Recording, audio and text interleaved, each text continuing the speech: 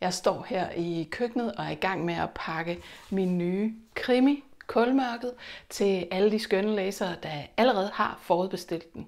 Og så tænker jeg lige vil vise jer, hvordan jeg egentlig pakker den særlige krimipakke, som nogle læsere har forudbestilt. Så kan I også lige se, hvad der er i den. Der er selvfølgelig Kulmørket, min spritnye krimi. Kan I se den her? Den udkommer først i 10.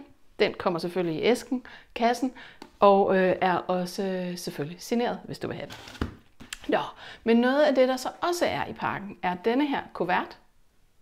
Og inde i den, der ligger en hemmelig scene, som er et af mordene fra bogen, som er beskrevet fra morderens øje, eller set fra morderens synsvinkel, altså set gennem morderens øjne. Og den vil jeg anbefale, at man først læser til sidst, fordi ellers så er der gevaldig spoiling af plottet.